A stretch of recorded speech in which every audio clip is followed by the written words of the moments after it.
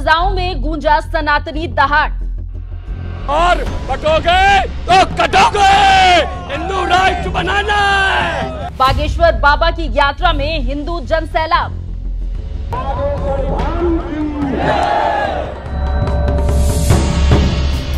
महंत राजूदास ने हिंदुओं को ललकारा।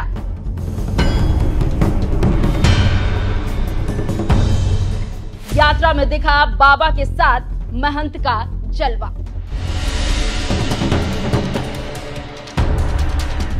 नमस्कार, मैं हूं खुशबू राय, आप देख रहे हैं एनएमएफ न्यूज। हर घर में अब एक ही नाम, एक ही नारा गूंजेगा, मेरे भारत का बच्चा बच्चा जय जय श्री राम बोलेगा। गाने के इसी बोल को सच का चोला पहनाने और भारत को हिंदू राष्ट्र बनाने की कवायद अब तेज हो चली है। बाबा बागेश्वर ने माथे पर तिलक लगाए और भगवा चोला पहने ये कसम खा ली है कि देश में हिंदुओं को एकजुट करना है।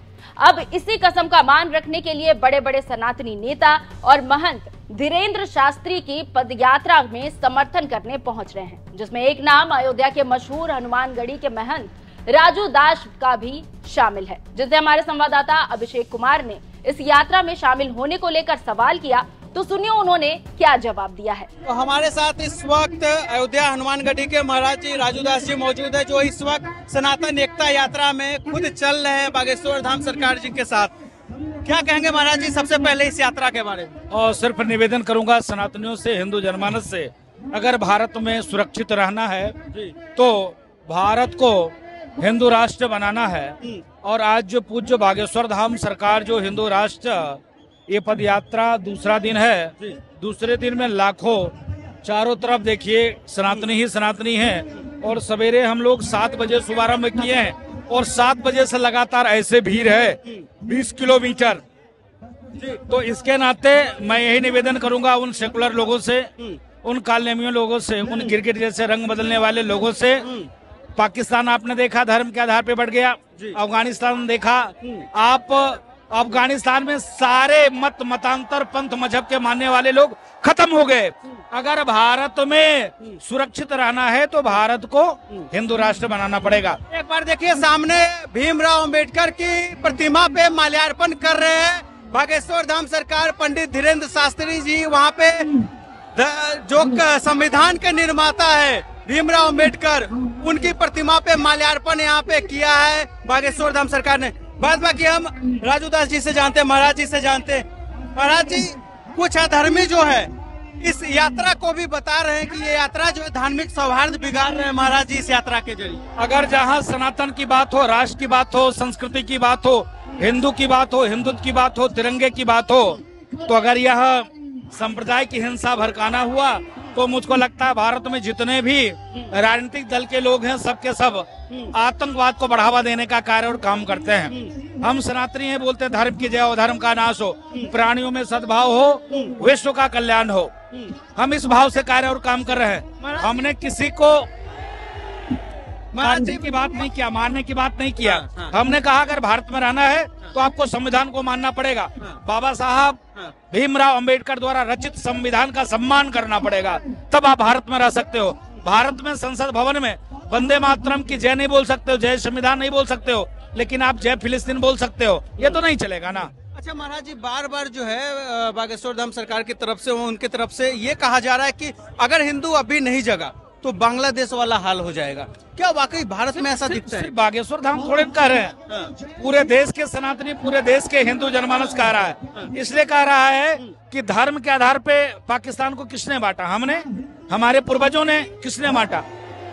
आपसे मेरा सवाल है, धर्म के आधार पर पाकिस्तान का बंटवारा किसने किया? तब तो यहाँ खुद उन लोगों ने चुना, तब की जो सरकार थी, जिन्ना साहब, नेहरू जी, ये लोग जिम्मेदार हुए। तो आखिर आपने बताया ना कि ये लोग जिम्मेदार हुए, तो हमने तो देश बंटवारा की बात तो किया नहीं, हमने देश जोड़ने की बात किया। हमने जो देश तोड़ने की बात कर रहा है उसको सलाखों के पीछे डालने की बात किया। हमने जो ये कहते हैं भारत तेरे टुकड़े होंगे इंसान सुअर, इंसान सुअर, मैं उनको गोली मारने की बात किया। हमने जो माँ भारती की दुपट्टा खींचने की बात किया, उसको फांसी की बात किया, तो माँ भारती की रक्षा करना सांप्रदायिक हिंसा भड़काना हुआ। अच्छा महाराज जी, अगर हिंदू राष्ट्र भारत बनता है आने वाले कुछ सालों में, कुछ दिनों में अगर बात करें तो क्या उसके बाद जो हिंदू नहीं है फिर उनका क्या होगा, वो कहाँ जाएगा? मैं पूछता हूँ, क्या पाकिस्तान में अन्य मजहब के लोग कहाँ हैं? अफगानिस्तान में अन्य मजहब के लोग कहाँ हैं? विलुप्त होते जा रहे हैं। हाँ, बांग्लादेश में लोग क्यों मार रहे हैं, काट रहे हैं? तो वहां आपने सवाल पूछा किसी से?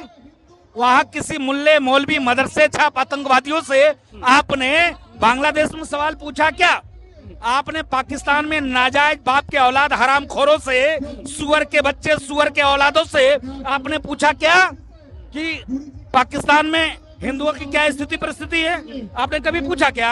आपने नहीं पूछा। आप हिंदुस्तान में बात कर रहे हो। हिंदुस्तान में आप इसलिए बात कर रहे हो क्योंकि यहाँ संविधान का राज है। महंत राजू दास से जैसे ही संभल हिंसा को लेकर सवाल किया गया, वो इस कदर भड़क उठे कि सेकुलरिज्म का झंडा लेकर घूमने वालों की उन्होंने जमकर क्लास लगा दी और कहा कि सेकुलरिज्म का चोला उतारो और भगवा चोला पहनो, तभी सुरक्षित रहोगे। महाराज जी, आज संभल में सुबह सुबह जब टीम जाती है सर्वे करने, पत्थरबाजी होती है पुलिस के ऊपर, आगजनी हो जाता है, ये किस तरीके का भाईचारा दिखा रहे हैं संभल वाले? यही तो हम लोग चिता रहे हैं।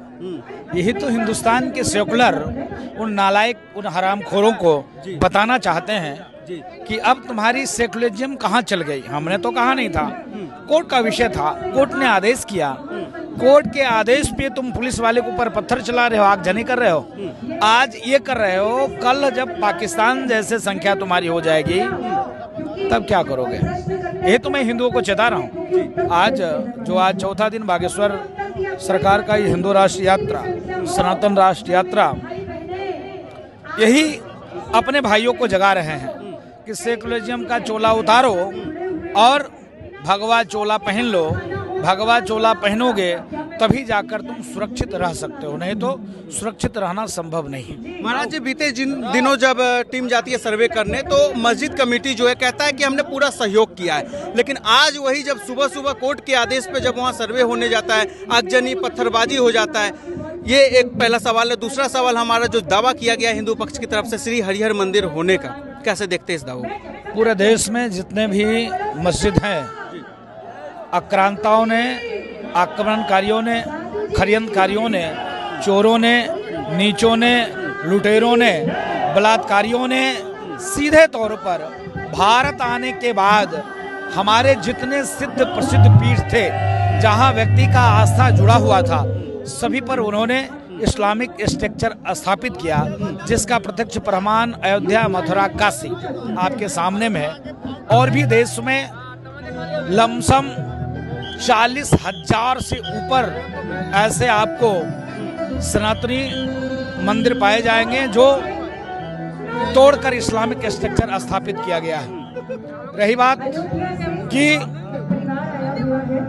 आपने कहा कि पहले मुस्लिम कमेटी ने कहा कि हमने प्रशासन का सहयोग किया।